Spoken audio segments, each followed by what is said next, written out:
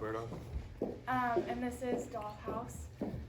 We have the final scene, and in this play, it's a 18th century family, and the wife, Nora, she stole some money to save her family, and she was being blackmailed for it, and so she was planning on leaving, but she was caught, and her husband was, belittling her, and then he said he was going to forgive her, and at that point she was like, you know what, that's it, I'm done.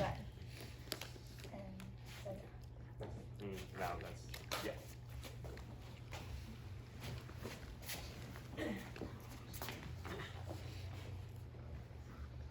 Yes, Torvald, I have changed my things now. But what for? So late as this? I shall not sleep tonight. But my dear Nora. It is not so very late. Sit down here, Torvald. You and I have much to say to one another. Nora, what is this? This cold, set face. Please, sit down. You and I have much to discuss. You alarm me, Nora, and I don't understand you. No, that is just it. You don't understand me.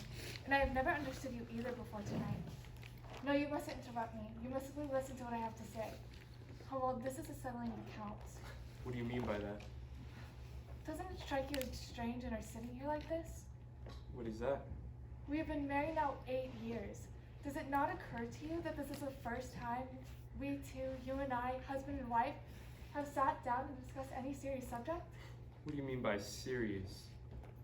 I mean that you and I have never sat down in earnest together, trying to get to the bottom of anything. Would it be possible that I would be forever and continually telling you about worries that you could not help me to bear? I'm not speaking about business matters. But, dearest Nora, would it have been any good to you? That's just it. You've never understood me. I've been greatly wronged, Torvald. First by Papa, and then by you. What? By us two, who have loved you better than anyone else in the world. You have never loved me. You only thought it pleasant to be in love with me. Nora, what are you saying? When I was at home with Papa, he told me his opinion about everything, and so I had the same opinions as him. And if I differed from him, I concealed the fact that he would not have liked it. He played with me like his doll child, just as I used to play with my dolls. And when I came to live here with you... What sort of expression is that to use about our marriage? I was simply transferred from Papa's sense into yours.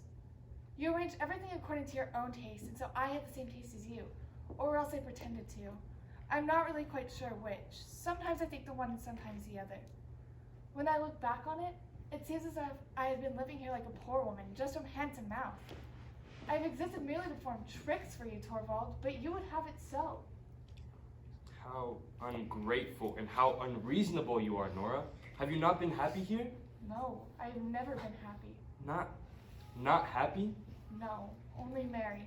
You've always been so kind to me, and it brings me great pain, but I cannot help it. It's for that reason that I must leave. What do you say? I must stand quite alone, Torvald, for him to understand myself and everything about me. Nora.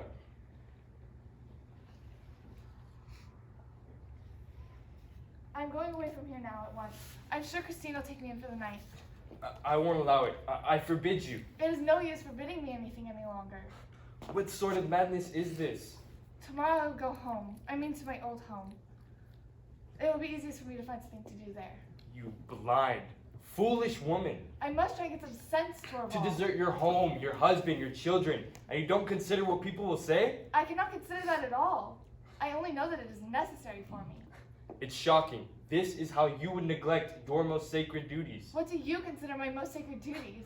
Do I need to tell you that? Are they not the duties to your husband and your children? I have other duties just as sacred. That you have not. What could those be? Duties to myself. No. Before all else, you are a wife and a mother. I believe that before all else, I am a reasonable human being, just as you are. Or at all events, I must try to become one. I know very well, Torvald, that most people think you right, and that views of that kind can be found in books. But I cannot content myself with what most people say or with what is found in books. I must look upon that matter for myself. Can you not understand your place in your own home? Have you not a reliable guide in such matters? Have you no religion?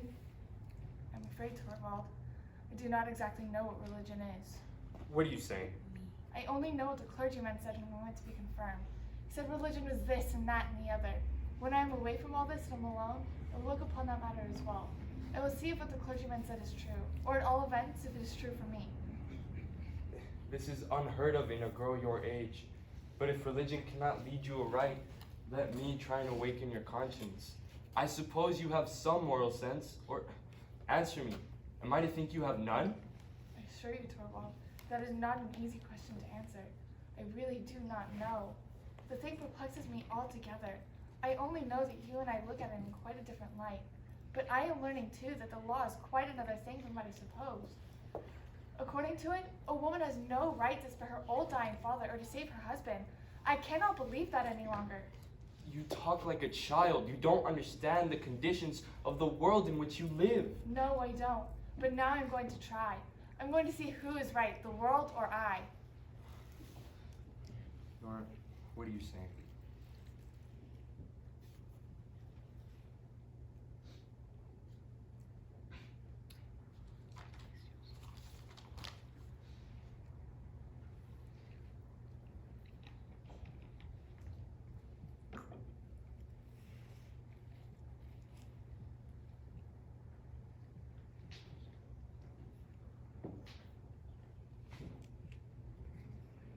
It gives me great pain, Torvald, for you've always...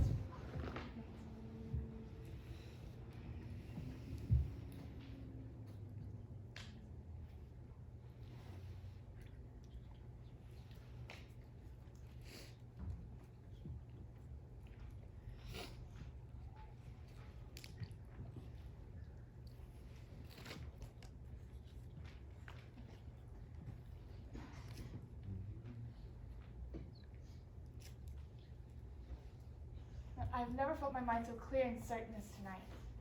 And is it with a clear and certain mind that you forsake your husband and your children? Yes, it is. And there is only one possible explanation. What is that? You do not love me anymore. No, that is just it. And you can say that? Yes, it gives me great pain, Torvald, for you've always been so kind to me, but I cannot help it. I do not love you anymore.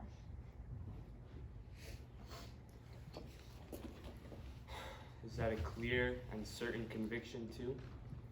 Yes, it is. And can you tell me what I've done to forfeit your love? Yes, indeed I can. It was tonight when the most wonderful thing of all did not happen. That is when I knew you were not the man that I thought you were. Explain yourself better. I don't understand you. I've been so patient for 8 years. For goodness knows, I knew very well wonderful things don't happen every day. But when Krogstad's letter was lying out there, never for a moment did I think you would consent to this man's conditions.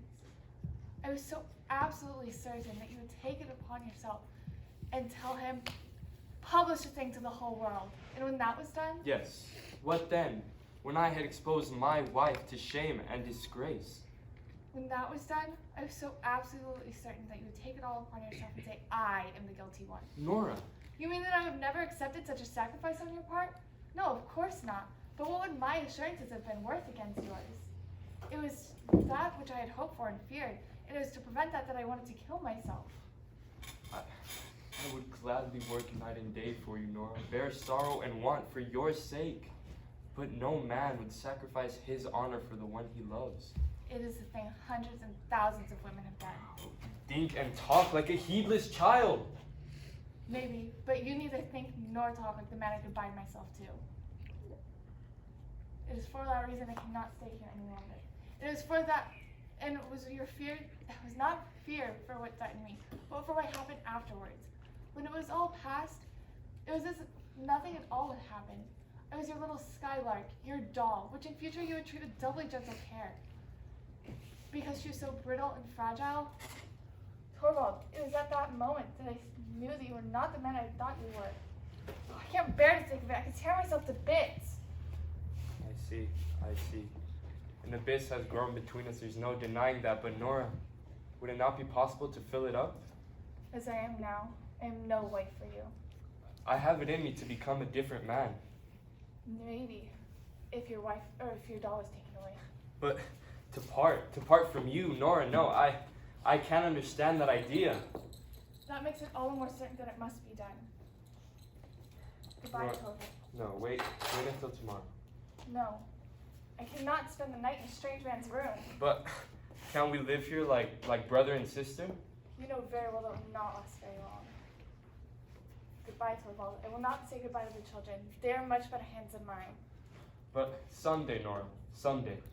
How can I know? I have no idea what is going to become of me. You are my wife, whatever becomes of you. Listen, Torvald. I heard that when a wife deserts her husband, as I am doing now, he's legally free from all obligations. In any case, I set you free. We must have perfect freedom on both sides. Here's your ring back. Now give me mine. That too? That too. Here it is. That's right. It's all over. I've set the keys here. The maids know everything about the house, better than I do. After I'm gone, Christine will come and pick up my own things, and I'll have them sent after me. All over. Will you ever think of me again? I know I shall think of you, the children, this house often. May I write to you, Nora? No, never. You must not do that. But at least let me send you. Nothing. Nothing. Let me help you if you are in want. I can receive nothing from a stranger. Can I ever be anything more than a stranger to you? Perhaps. The most wonderful thing of all were to happen. Tell me what that would be. Torvald, I don't believe in wonderful things happening anymore. But I will believe in it. Tell me. Our lives would have to be so changed that living together would be a real wedlock. Goodbye, Torvald.